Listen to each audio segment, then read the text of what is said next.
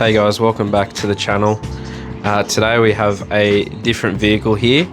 This is a Mazda 121. I picked this vehicle up not too long ago. It does have some concerns. One of the concerns is the radiators leaking in the front there. It has a bit of damage down on the side of the radiator, roughly about here where it's been rubbing. I have a new radiator, we're going to put that in. So since I recently picked this vehicle up, it's probably not a bad idea to do a health check. I've got spark plug leads, I've got a fuel filter because the fuel filter is actually the wrong way around on the vehicle here. So this is meant to be going in to the filter, but it's actually coming out of the filter into the motor. So we're going to change that around. I have a new set of spark plugs to go in as well. So I'll start whipping off the air intake system and start draining some coolant out of it. It does have a drain on it as well. So this one's got one as well. So I'll just start draining the coolant and then I'll start whipping all this stuff off and I'll see you on the other side of that one.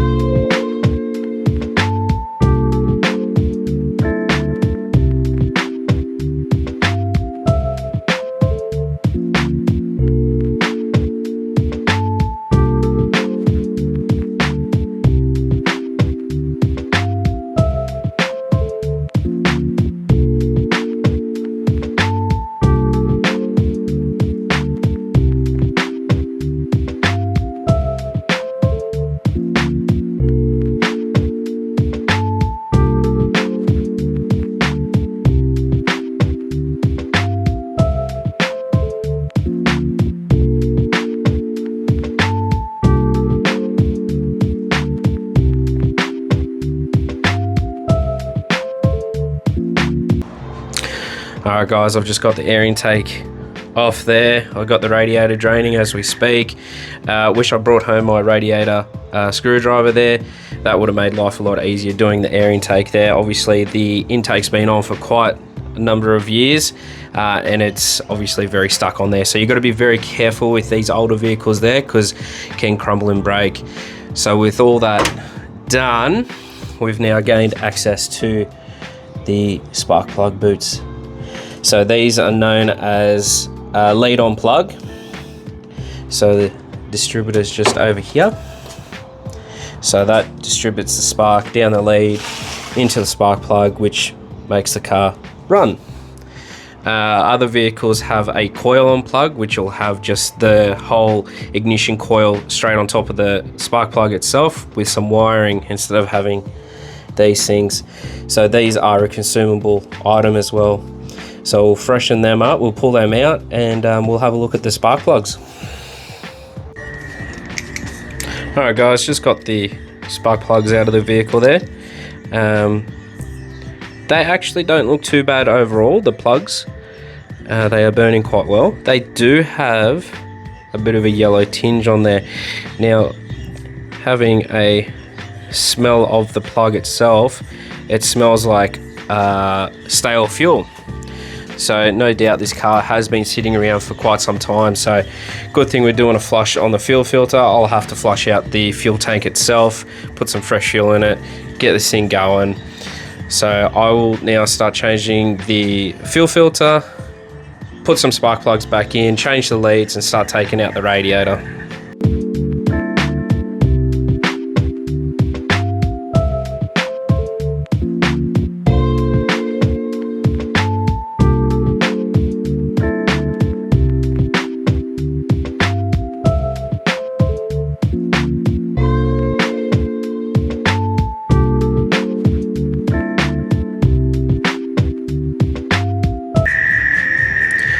Alright guys, I've just put in the new spark plugs. Now with the spark plugs, they are a Bosch brand. They are an iridium plug, so it'll last quite a while. I went with the iridium plug because that's all that was available to me at the time. So with all that said and done, we're going to be replacing the leads. So the best way to go about doing these ignition leads, obviously that's number one. So we'll just pull the leads out of the box, and then we're just going to very generously and gently marry them up. So get them like for like, put the new one in, rinse and repeat. And with the coils there, or the leads, sorry, we're going with a OEX brand. So a good brand. Let's get it.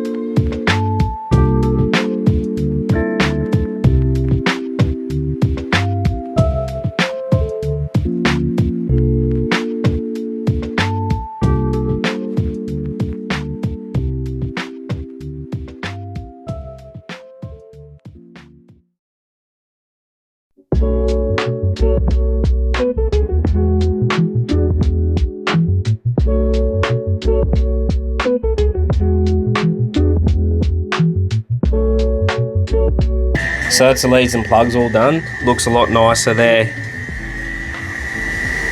All in place there. So this doesn't have a lead to go off to the coil, so to speak, in your traditional type setup. This has actually got the coil inside, electronic dizzy there. We'll keep on pushing on and take the radiator out.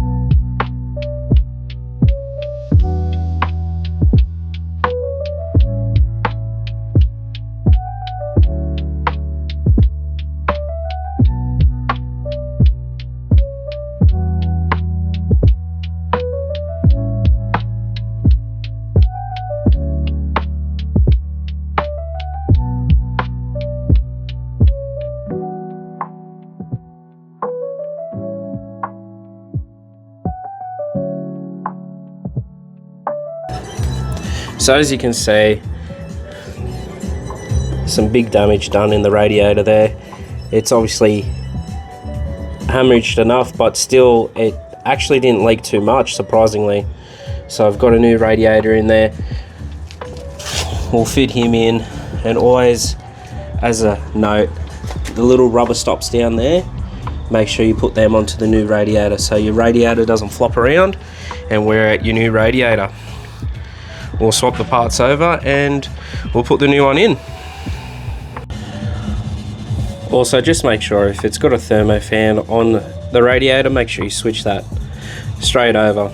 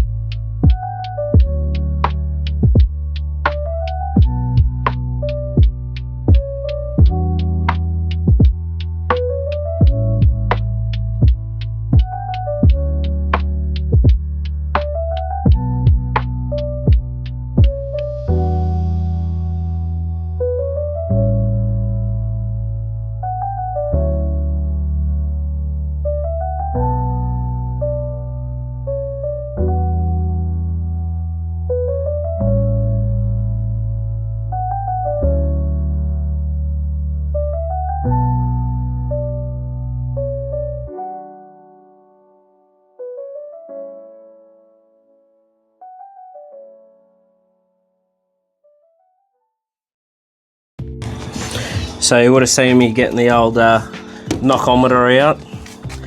I had to try and get the bit way down here. It was still, this car's been in an accident quite a number of years ago, just to try and make the radiator fit without touching or rubbing through like this one already has. So I've just knocked that all out of the way, fixed it all up, we'll get it fitted and all plumbed up.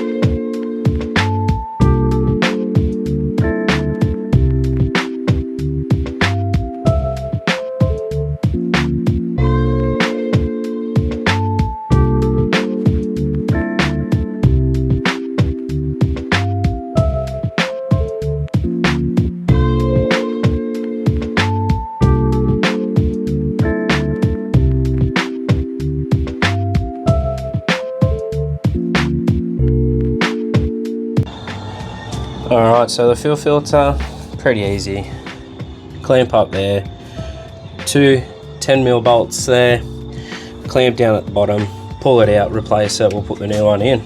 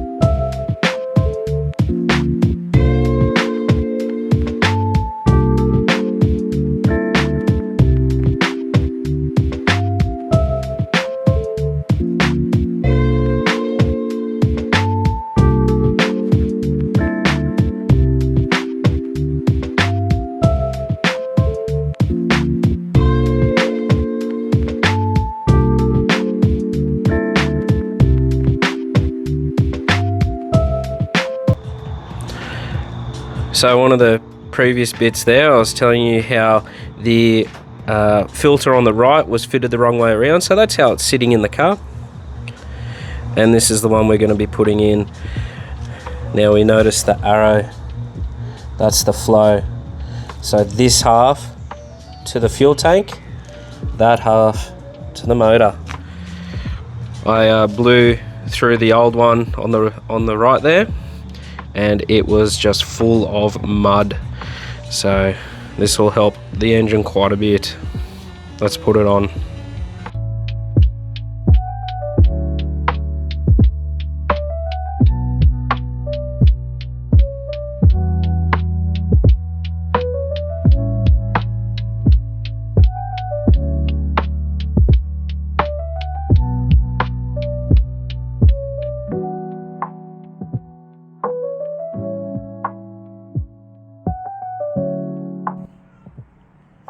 Alright guys, so it's the following day now.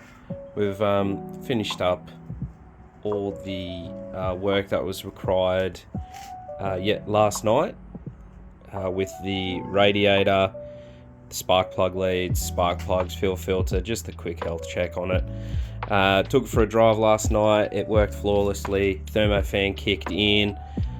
No misfire, no flat spotting. I was getting flat spotting initially. That obviously has a lot to do with the fuel filter, obviously fitted the wrong way in combination with a bit of that bad fuel that's been going through it. So it's good if you were to, get a vehicle that you've just recently purchased. It's always a good idea, even though maintenance could be up to standard. I got no service history with this vehicle here, that with your vehicle, if you do, you know, all those simple, easy jobs, depending on the vehicle, at least you know where the car's at.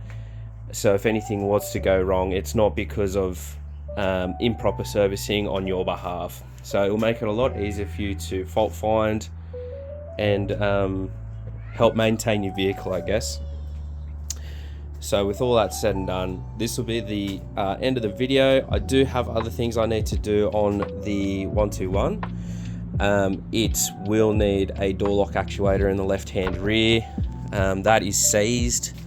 The car, probably just a general cleanup of the vehicle, polish, cut and polish, all that stuff. It's nothing to write home about. Like, it's not a show car by any means. It is just a little nugget, but it is a very honest nugget.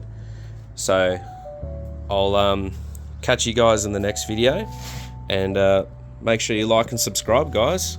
I'll see you then. See ya.